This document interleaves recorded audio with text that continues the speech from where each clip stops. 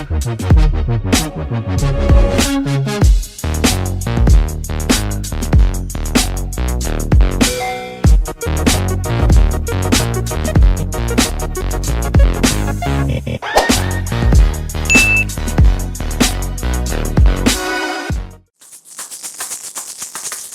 born, no go do me April fool, promoted to try use me like some two. Have a look at better, so what take some food, dive in the crowd like a swimming pool. Ow, no can do, what a chimpanzee can do, baboon can do, but the panda can't see the baboon bamboo. You mean the cat for me there, that will do, you know better than me because that's a TV shampoo.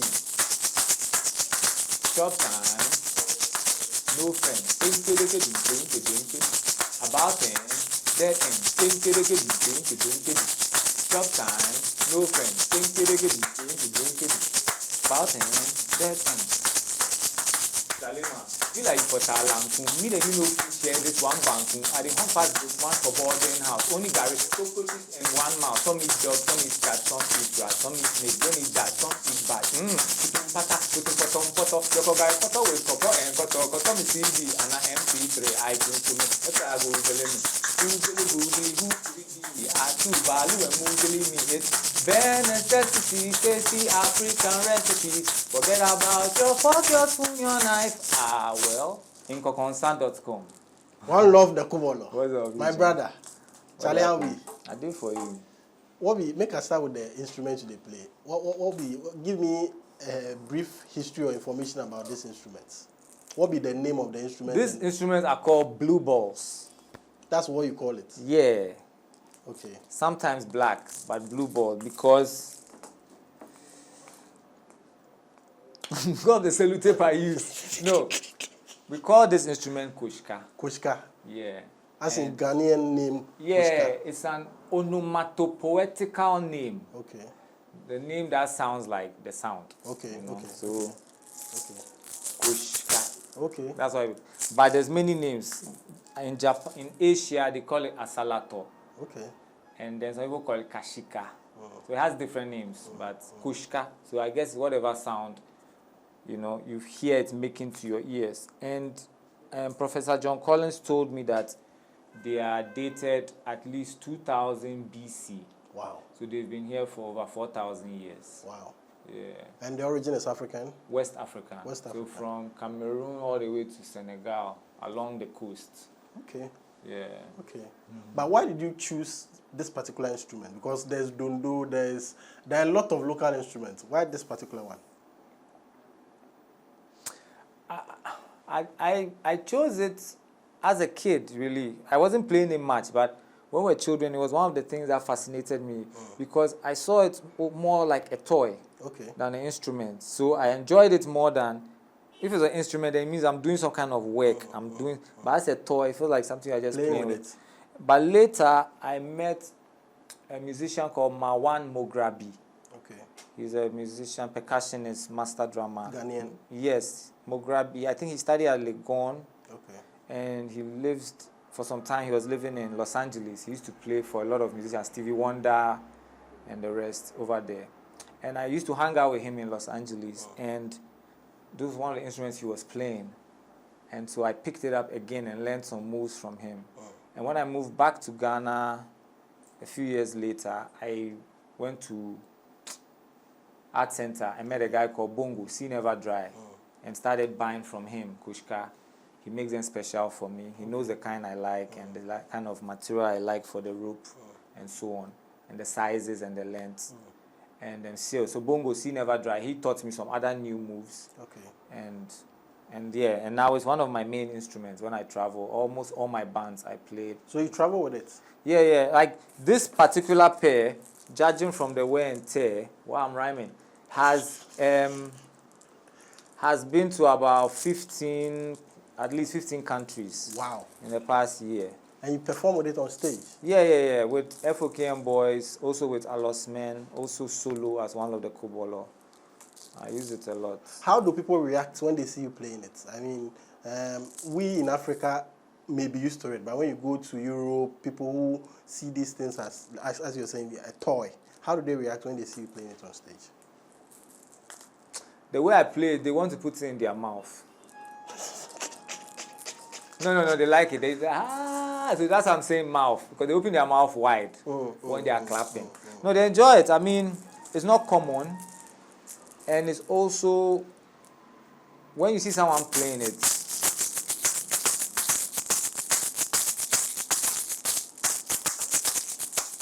when you see them playing, especially playing two, you can tell that they are doing some calculations in their head. So it's interesting to you, like, wow, what's going on?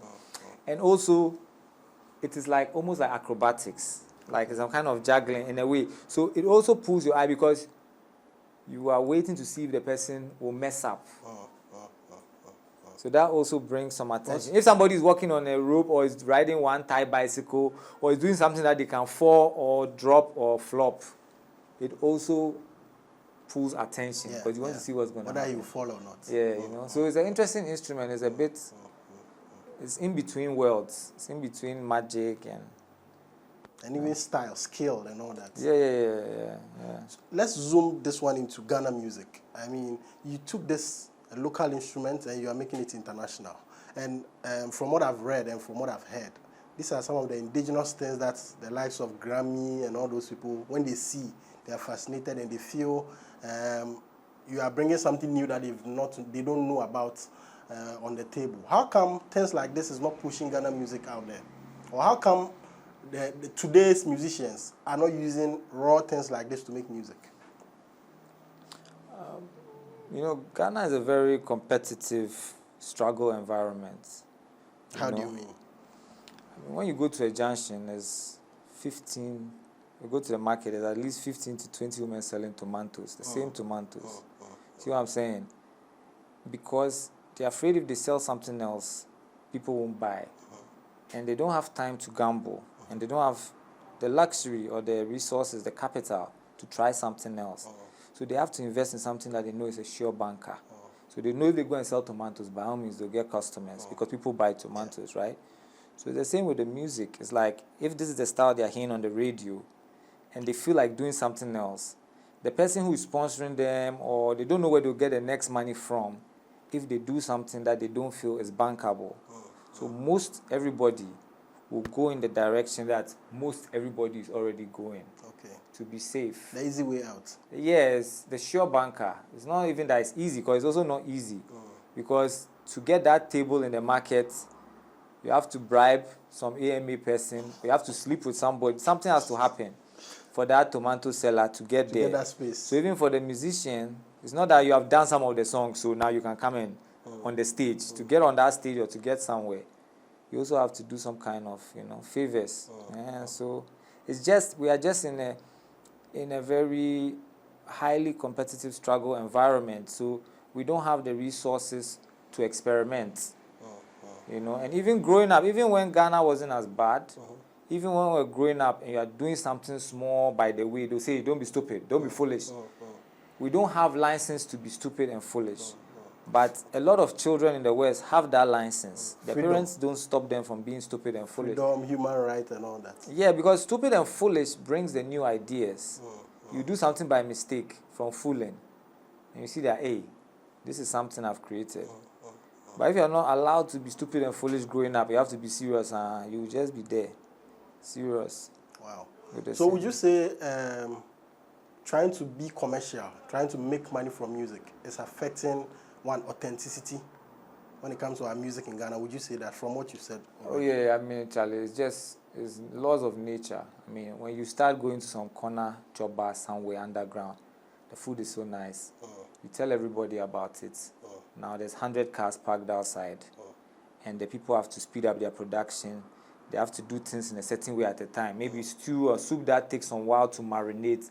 They have to now marginalize it and so on, And so the product will change, So it's hard for people, just have to kind of follow a certain formula that they are seeing, That they are used to. Yeah, that the system is used to. Okay. You have to adapt to it, Okay. Or you won't be able to keep up.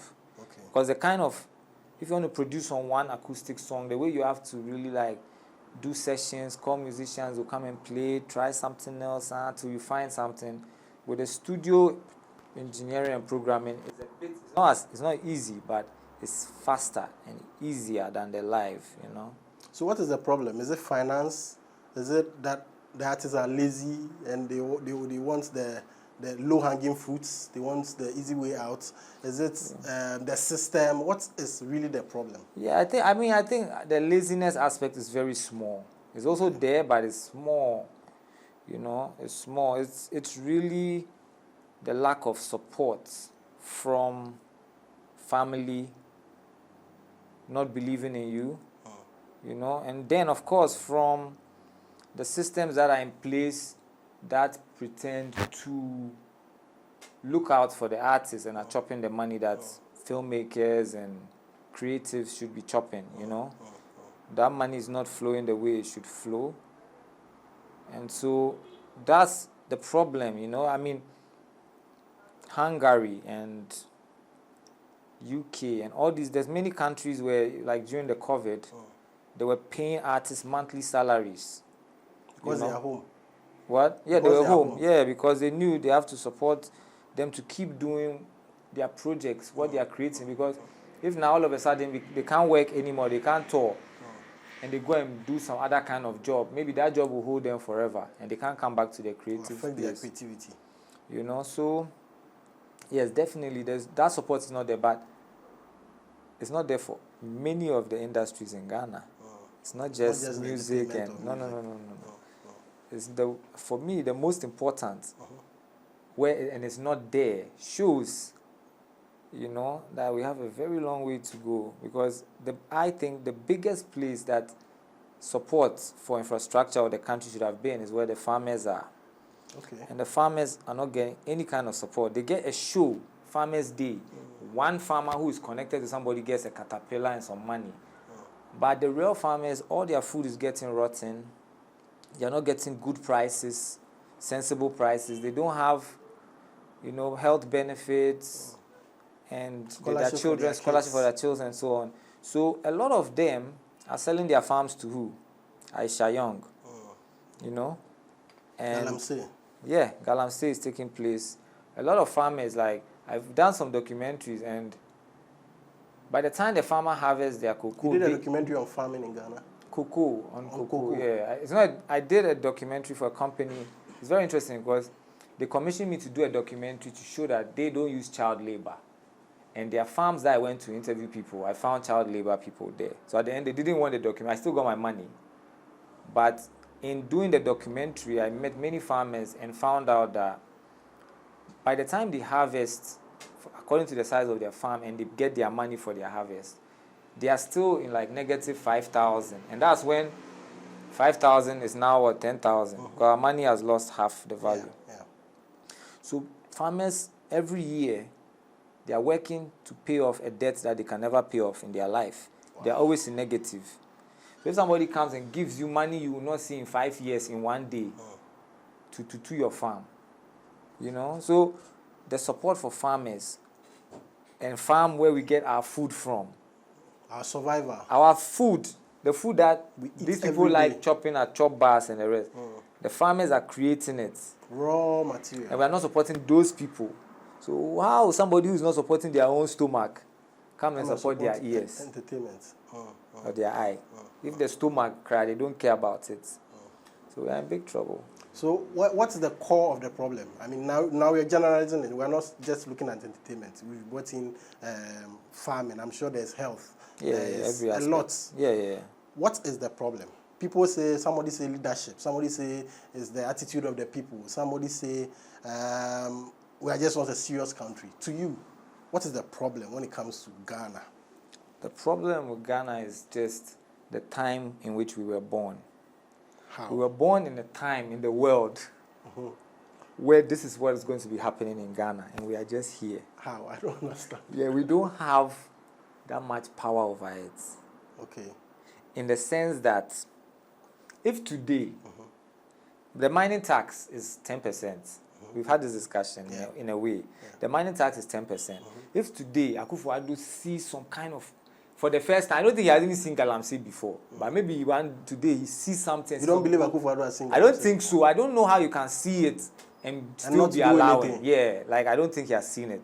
I think he has. Or I hope he because he hasn't. hasn't done anything about it. I hope he hasn't. I hope he hasn't seen it. That's why he hasn't done anything. But if he has seen it and he hasn't done anything about then it, it's worse than I think it is. Then our life is in bigger trouble. wow. Okay, go on. So if today he's like, no, this mining is, they have to pay a bigger tax so that we can fix the communities and so on. In the next 2-3 years, I'm going to make sure that all these waters regain their color. So all you mining companies, even the small ones, the legal small ones, and the legal big ones, because those people are polluting, not because they are legal that they are not polluting. There's certain things they have to be doing that checks and balances to the environment, and I'm not even sure that the people checking on those things, the inspectors, are really doing that work. They are also probably cooling them off. So these big companies are polluting even more than the small Galamsey. Now, if he says that, okay, the 10% tax is now going to be 30%, one of these big companies, I'm sure, is responsible for Joe Biden in the White House in America. So if this company says that, hey, this president wants us to pay what? This 30% now. Joe Biden, we were the one who supported your election. Talk to this president in Africa, the one in Ghana, and that place Trump was calling some shithole. Talk to them. Joe Biden will call Akufo-Addo and say, my guy, what's up? The Akufo-Addo will say, oh, Charlie, my people, no. And he'll be like, no, Charlie, these people, they voted for me. So the thing, and we are supporting your government with this, and this. So, okay, you allow 11% or 12%, but the 30% they forget. That's where he'll get to. And so I feel like our leaders are in a position where if they truly want to do something for Ghana, they have to fight the outside world to help us. The bigger authorities. Yes, the people who really own Ghana. Because Ghana was drawn and designed for some companies. Why? We don't owe Ghana as Ghanaians. No, we don't owe Ghana as Ghanaians. Ghana exists for corporations to come and take oil, teak, rosewood. But that's a serious statement, No, it's a real statement. Listen, Ghana is not a sovereign nation. We are a country which has a president. We are a republic. But it's just a different kind of company. Like if you go to Microsoft or Google, Ghana is a company. That's why we have a president sitting there. He's the president of this company, which is incorporated. It has legal lines, boundaries, everything. It has certain laws around it. So if he's not doing the work of the real board members, they'll change him. But there's so many tweets now about him. He got booed and all these things. So if today he doesn't do what they like, he wants to do something. Who are they? You keep saying they. They're mega corporations. So I'm talking about Unilever. I'm talking about Numon. I'm talking about all these big companies in the world. Okay. If he wants to now really tax them correctly to help Ghanaians, they will come and join him. So his own and his people own is like, Charlie, let's just chop our parts. So, because whatever we think they are chopping, the outside world is chopping 10 times more than them. Wow. Yes. This is serious. They are illegally chopping 10 times more. Because they're not paying the right taxes, they are not going through the right things, they are not doing the right corporate responsibilities. So they are saving billions. You have tax and our people, our ministers and stuff are chopping 100 million, 200, those kind of money. That's like small portion of it. They will never allow them to chop some stupid money. So, in effect, what you're saying is that the president is handicapped. He can't do anything. He can't. And then Ghana is not going to change. I feel like that's what I'm saying, that we are in a part of time in the universe where this is what the situation has reached. This is where the world has reached where we are now. We can do things, we can change things in our immediate small communities. But it is not healthy. It's not healthy to dwell on that hope that Ghana will change for the betterment of everybody. Because everybody, and I even think including myself, I don't know what will happen if I get some kind of power. But I feel like we complain because we are not in that position. And I feel like if we get in that position, we'll do the same. Maybe we'll do more or less, but we'll do the same thing. Because there are certain structures which will not allow us to do different, radical, revolutionary things, Wow. So I feel we shouldn't waste our hope and stuff on the main Ghana. We should think of just our area.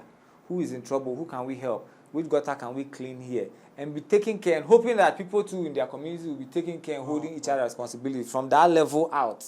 But from the top level is pure pollution. Wow. Yeah, it's pollution. So with all what you've said, how does it make you feel? Because I know you're a very proud Ghanaian. I mean, you take Ghana everywhere you go. How does that make you feel? You see, I switch between this concept of Ghana as a country and Ghana as a location in the world. Okay. You see, like, I feel when I say I'm a proud Ghanaian, I'm talking about being proud of being around my people who are Ga, Ashanti, Ewe, and living in this part of the planet and feeling like here, you know. But yeah, I mean, I guess it's kind of the same thing in, you know, when if you try to be too the separatist, but I feel it's kind of the same thing. It's just at the same time, I know we can be kind people, you know. And so I always have hope. But I'm economical with my hope right now and where I put it. I like to put it in people I meet one-on-one and deal with and so on, than in an idea which wasn't even designed for us, you know. I don't think we should be doing the same thing the Europeans were doing on 6 March. Come and show military things and those kind of... Students marching. You see, sadly, I feel like Independence Day is actually Ghanaians celebrating the fact that we were colonized, not celebrating the fact that we got free from colonization. I thought that's what we celebrate. Yeah, but I feel that we are celebrating yes, we are colonized. Rather than the freedom. Yeah, because we are dressed the same way, we are wearing the same judges' things, the same soldiers, same police. How are you free if you are in the same spirit that was being used to oppress you? You see what I'm saying? Yeah. It's the same spirit, so you are not independent. You are using the same, you have dressed like them, you are using their laws, you are doing everything like they were doing. So where is this? So would you agree with the people who say we are still in mental slavery? Oh, the mental slavery there, is everywhere. It's normal. I'm a slave to Alansa. My mentality is slave. Everybody is some kind of mental slave. Slave to something or someone. Yeah, that one there. Mental slavery is a normal. Speaking of international influence and things that is coming to Ghana from the outside world, it's a subject that is very sensitive that you stood very strong for. LGBTQ plus blah blah blah blah blah. Blah blah blah is among it. I mean, they keep adding it. Those are the ones who like armpits. You are saying that Ghanaians do not have power. There's a lot of influence coming from outside to infiltrate our country and our economy and all. And this is another thing that is coming from outside that, as they say, is affecting our culture, the way we think and everything. And you are supporting it. Yeah. How is that? Yeah, you see, that's the deception of the whole presentation, is that it's coming from outside. Meanwhile, you and I know that we've always had queer people among us. All our friends growing up that were queer, they didn't get that from outside. What is queer? Queer means you are not in a binary position that I'm a guy, so I like a woman, finish. You are not normal. Yeah, it's not about normal. Normal is very dynamic. Over the next 5 years, Sakura used to be like a criminal haircut. And now Rasta everybody has Rasta. They don't say this person is a criminal. If you do Sakura, you see what I mean? Okay. Anyway, so with being queer just means that you have an other, like your sexual taste or your orientation is unexpected to what we are seeing now, right? Because there could be a guy who you see somebody as a guy who likes women who look manly. Hey, what is that? That's his taste. And there's somebody too who has breasts, hips, and has penis. That's how they are born. So who do you tell them to be attracted to? So there's different kinds of people, their spectrum of how they are physically and what they are attracted to mentally. So what you're saying is that LGBTQ and everything. It's just Kojo Besia that we are saying that it's not foreign. It's not foreign at all. There's so many. But people say it's not Ghanaian either. No. It's not Ghanaian because Ghana, like we were speaking earlier, is a creation of Britain. when Ghana was created, because they divided the Frafra people into two at the north. So Frafra people are in Burkina Faso, but Frafra people are in Ghana. When you come to the east, they divided Ewe people between Togo, Benin, and Ghana. When you go to the west, you are divided. Akan people are divided between Ivory Coast. So Ghana is not a natural country. It was created by the British. And from that moment, when Ghana was created by the British, it became illegal to be queer. It wasn't something that was illegal before. By law. There's different cultures in this part we call Ghana, right? That have different kind of reactions to different sexualized orientations and so on, you know? And so it is something that, like I'm saying again, we shouldn't speak outside of ourselves. Me growing up, I knew several boys and girls that were attracted sexually to the same sex. You see what I'm saying? And those people hadn't even watched porno before. They hadn't seen anything in the world yet that will make them move in that direction. You see what I'm saying? And so what is being presented now as a foreign influence is actually the homophobia and the hate we are projecting towards the Kujobesia community or the queer community or the LGBTQ plus community. That is what is alien. You know, Sam George and Amwaning and that group of people are being sponsored by an American company, United States. They are called World Congress of Families. These are a group of church evangelical people which are actually racist and they are anti-Islamic. And these are the group of people that support Sam George and them to push this bill in Ghana. It's the same group. First of all, what is your proof? This is an allegation. Oh, no. This is out there. He himself, just 2 days ago, if you just go and check online, he's confirmed it. He went there for a conference. Yeah, but going for a conference doesn't mean they are sponsoring him. Oh, no, but what does it mean then? I mean, if you are going there and you are coming to... Maybe he's supporting what they also support. Yeah, but it doesn't mean they are but there's even sponsoring proof. him. So listen, this bill that we are looking at is the same literature as is being pushed in Nigeria, has been pushed in Uganda, has been pushed in Poland, is being pushed in Poland, Hungary. Is the same literature. Okay. Right? Sam George didn't come up with this literature for this bill. So there's it's been drafted from outside. And if you go to all those countries where this is being pushed, the anti-LGBT is being pushed, the World Congress of Families have their hand in all those countries. Wow. So that is how they are moving. So you are coming to us to tell us that homosexuality or lesbianism or being trans or being queer or being asexual. What about asexual people? People that are not sexually attracted to anything or anyone. Their whole life they don't have sex. They identify as asexual people. What are you going to do to them? Are you going to punish them for not having sex to create children for what to happen? For them to be begging at traffic lights? You see what I'm saying? So it is the hate and this bill which is foreign. We have always been queer here in Ghana. Like we have friends, family members, and we know it. So why do we want to see them in jail? And why do we want to see ourselves in jail? Because part of the bill says if you don't report a queer person that you are living with, you are also implicated. So what is this about?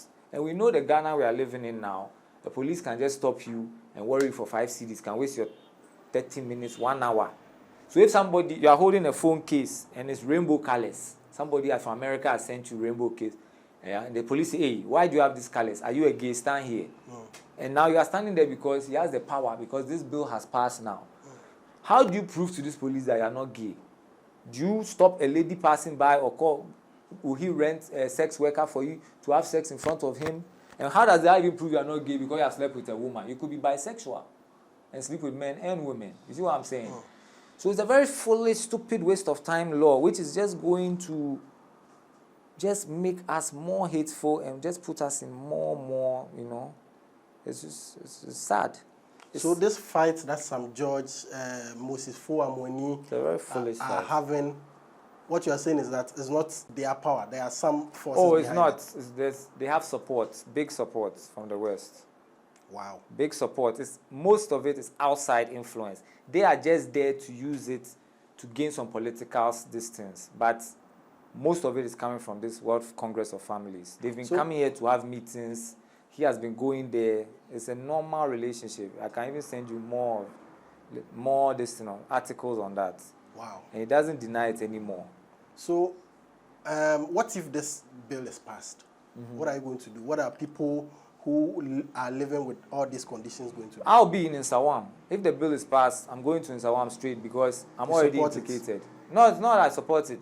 I've posted things in support of the LGBT. So if they just go and look at my social media, unless I go and start deleting things and go and delete some song I put on YouTube with Angel Maxine called Ufie and Kill the Bill, I'm in. So I'll be in Nsawam, right? And then the average Ghanaian will start feeling pressure from police and neighbors. If your landlord wants you to leave the house and they have chopped your money and they don't know how to sack you or whatever because they want to rent to somebody else, they can say that you are doing supi or something in the house. They'll come and sack you because you can't prove. So it is something that poverty can turn into a very dangerous weapon that we will use on each other. Wow, that's very serious and deep. Yeah. So, I mean, people say that naturally we were born for a woman and a man to have sex, for a woman and a man to fall in love, and this is alien. This is not part of our culture. Yeah. And you think that somehow Ghanaians should be able to accept it? You see, again, what you're saying is new text. What you're saying that they say naturally and this, that's just the West with their binary introduction when they came with colonialism. Again, I'm saying when we look to our past, when you go and ask your grandfathers, grandmothers and stuff about how we were existing, there's nothing, we held nothing against queer people. Nobody was really into somebody's... But with your fight, somebody can also say then the gays and the lesbians who have huge organizations in the world are also supporting you. If somebody makes that allegation... That is normal because that is a normal thing for them to do. If somebody... But are they supporting? Do you have any support from me, international organizations? Like they retweet me or what? No, I mean they are sponsoring you with money to support. No kind of money. Nothing at all. What inspired you to support them like that? I have friends who are queer. Okay. I don't want to see them in jail for just being queer. Most of these people that are my friends that are queer, whether bisexual, lesbian, gay, whatever they are, most of them are good people, right? And you have a lot of people who are in Ghana that are really doing some messed up stuff to the citizens being in position of power, and they are not in jail. Why should my friend be in jail because of something they may or may not be doing in their room, which you can't see? You see what I'm saying? Like, it doesn't make any sense to me. Like, we go on tour, and then the hotel we go and stay at, there's no extra room. So then me and you share a room. And then we come out in the morning, and somebody says, hey, why are these two guys in a room together? Did you do something? Like, where is that going to lead to? You see what I'm saying? But the average Ghanaian has been, I don't know if I should say brainwashed or taught to see this as a bad thing. Yes, and you've been propagating this, that people should say it differently. If I say you should say something to let people know that all these people are normal people, they should see it as normal, what would you say?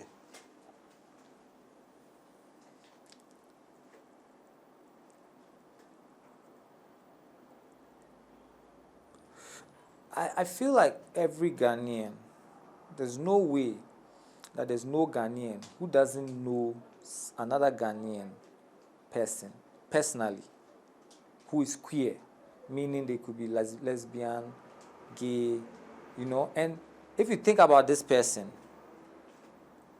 and think about them being put away, locked up, charged as a criminal for just being themselves, you see what I'm saying? And if you can think about that and not feel any way about them being locked for being somebody that you like, they haven't come at you that, oh, mepe or whatever, like they're just your friend, you know. And if you can think about that person being locked up for just being themselves and don't feel bad about it and feel like it's a bad thing, then I really can't say anything to you that will change your mind.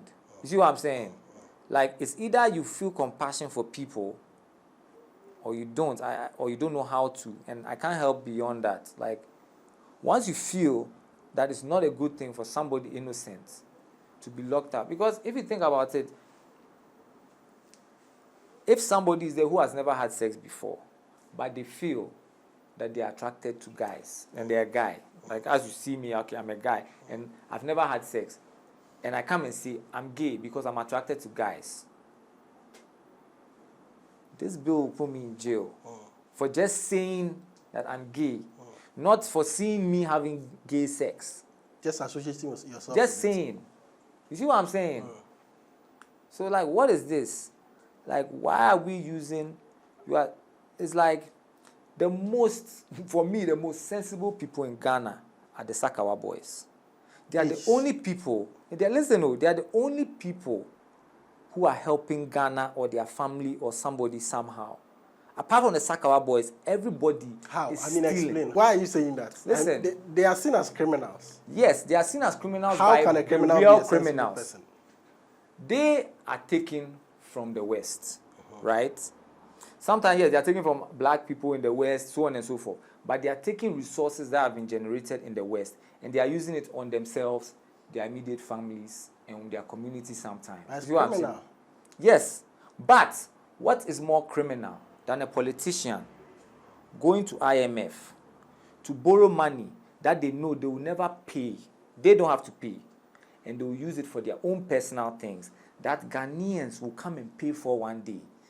They are not stealing from the West. They are stealing from Ghanaians, because the money that the West will come and take from Ghanaians who owe IMF will be 5 times more than what these ministers are borrowing. So these ministers are stealing from us by borrowing. Who in Ghana are the Sakawa boys stealing from? They're not stealing from anybody in Ghana. So the real criminals are these politicians. Wow. If you think about it, like if we are talking about looking at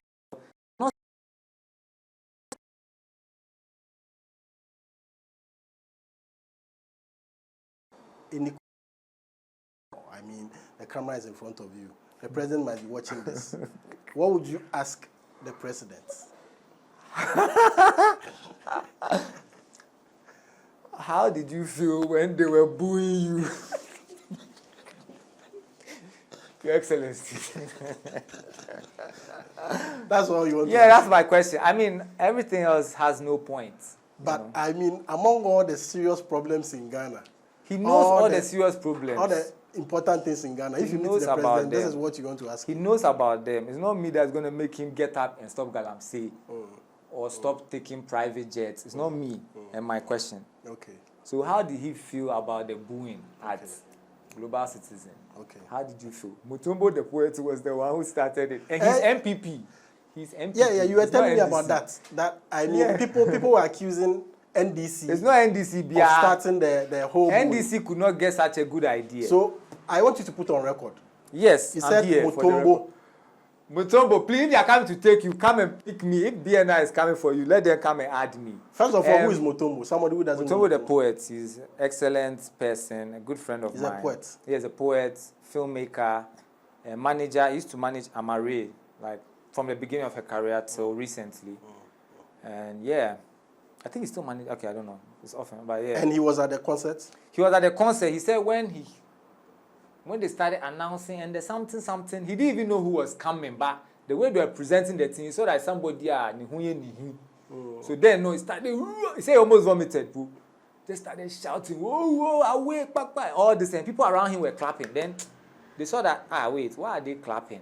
So some of them stopped the clapping, and then they also started doing the back, away, and booing and the rest. So, we wish it had spread more, but the people in the front, they were afraid. So what you're saying is that it was Mutombo who started the booing of the president? You are saying his name too much. Right now, if they can't pick me and him, will you join?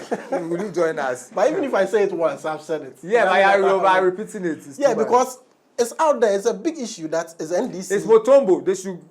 Hey, Mutombo, let me call him and tell him he should buy a ticket to Kenya. No, I mean, we are just saying this to say it was Ghanaians who booed him. It wasn't anything to do with NDC. Mutombo voted for MPP. Wow. That's what he told me. He said he has voted for his mother is NDC, so he used to vote. Since his mother died, he has been voting for his mother. Just voting NDC, whatever. And this last thing, he saw this guy with the spectacles. He said, Charlie, maybe this guy can do something for us. Who is this guy? I mean, mention the... Calipo Queen. Hey, Ken. What is it? You mean President Akufo-Addo? Akufo-Addo, yes, President Akufo-Addo. And he said, no, I feel this. And it was the same. I mean, I didn't vote. But I also felt some kind of hope that this person, as they've done here, this, it's a lie that you think that somebody has gone outside and has done this, and so they'll try. Oh, this is where we are today. That the dollar is 11.11 or something cedis. I understand President Akufo-Addo's kids. They are your friends. Yeah, I mean, my sister is close friends with one of them. Who? Who in particular? Hey, is it normal to be mentioning names? Edwina. Her name is Okay. Edwina. Okay. So we've known each other since childhood. And yeah, a surprise, a big surprise somehow. No, so it wasn't NDC. I feel, I mean, one of the people who started is NPP. Wow. So they have to know that. Wow. Their own party voter. Wow. There's a conversation that, as we've done politics, let's come back into music. Now everybody's talking about Black Sherif. People are even saying that he's the one who's going to win Grammy for the first time for Ghana. First of all, what is your impression? The first time you heard Black Sherif's song, what came to mind? And what do you think, how far do you think he can go with Ghana music? I mean, I don't know if you can, I mean, is there a farther to go by where he has reached now? Okay, I guess in the world's, yeah. The first time I heard him, I was really, I felt like he has broken the code, you know, because he rap sings like Iron Boy, Amachi Dede, his voice. Yeah. And he's doing Amachi Dede on He has actually said it, that he's doing high life. Oh, he said it himself? On drill. Yeah.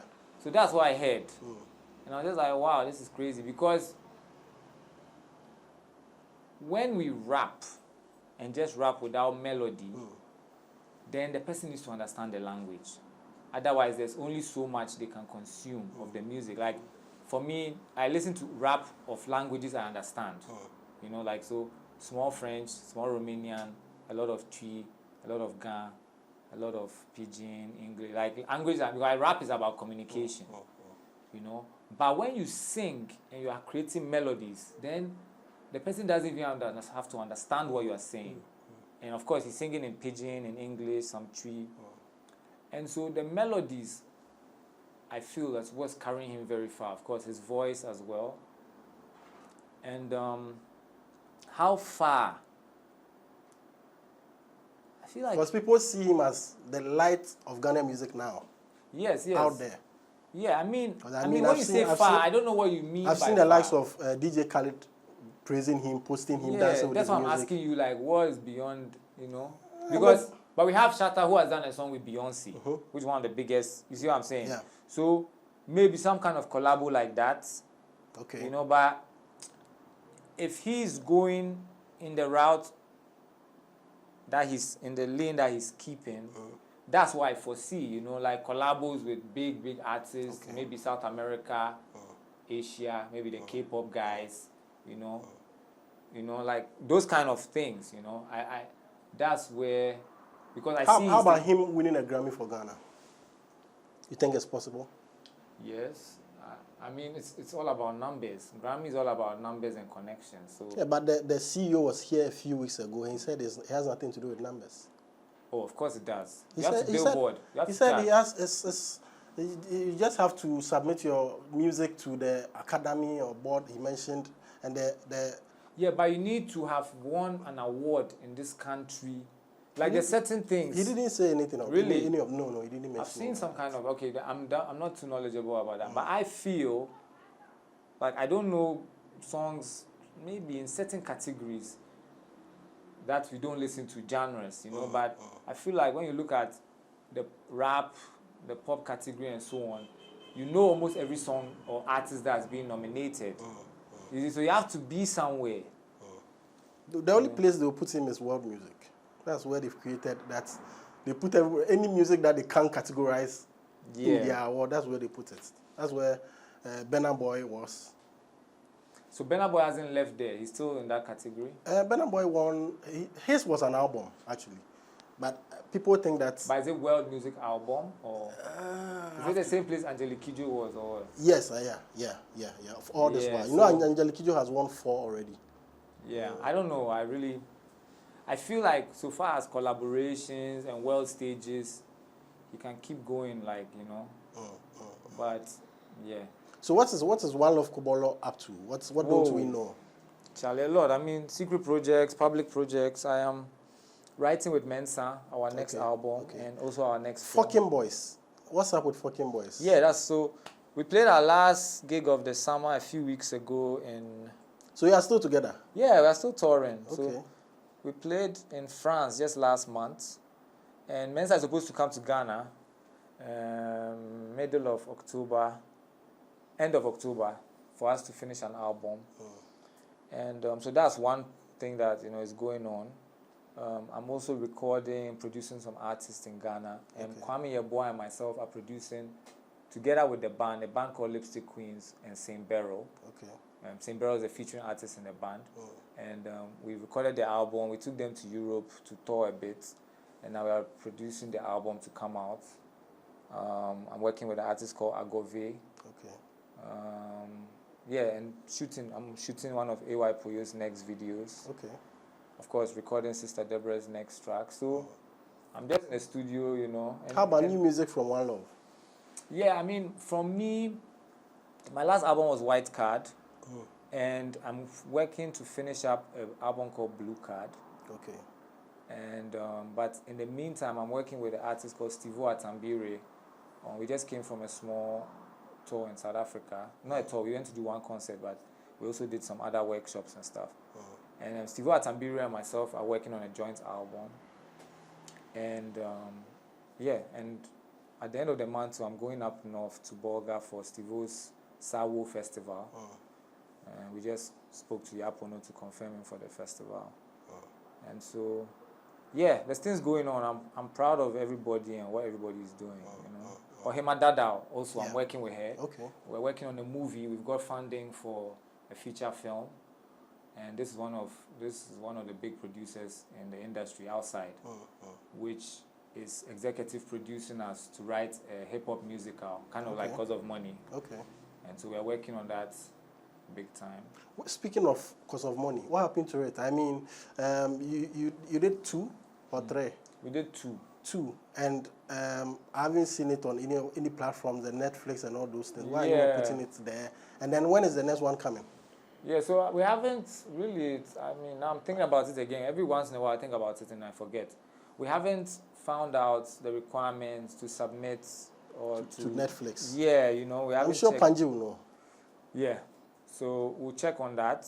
Because I'm seeing a lot of movies, old movies that are there, and I think Cause of Money must be on Netflix. I feel you. Yeah. I'm also afraid of the requirements, but I'm hoping they will take the aesthetic as it is, because sometimes you have as to... in the sexuality and all No, as in the specs. Okay. The type of pictures. 4K, this sound mix, they have some kind of tech requirements. The format they want. And I really, because I edited the movie under tutelage from King Lu.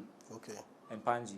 So I can't now go back and open these projects, and start re-editing and recoloring. Putting it in a certain format and all. Yeah, so if they want it as it is, but we'll see.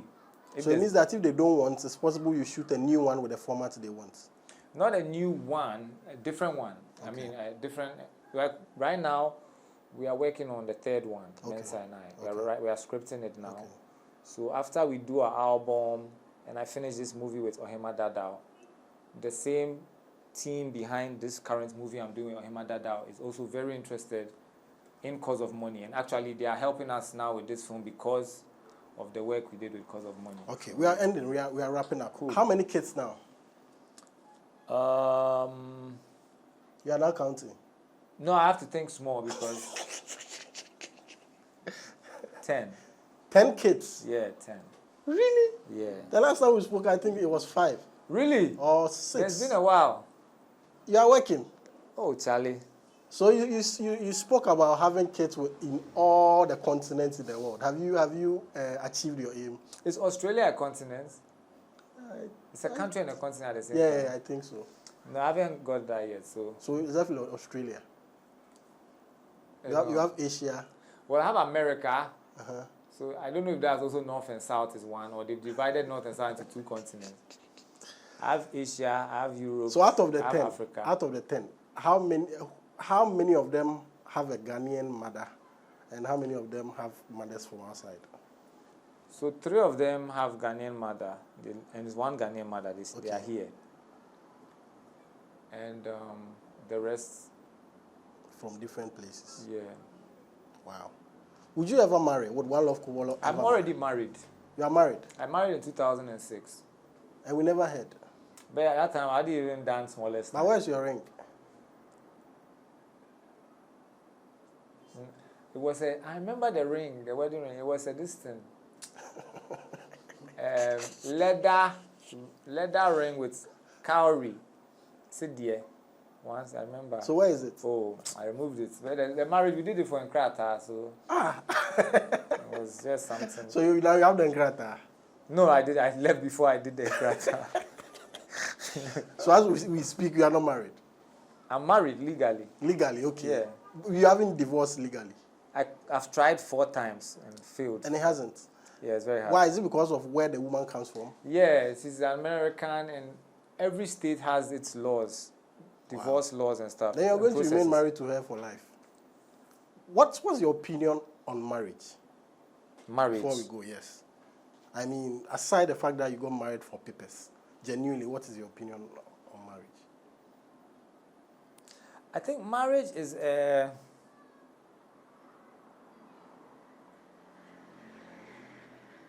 it's like a busian. How do you call it?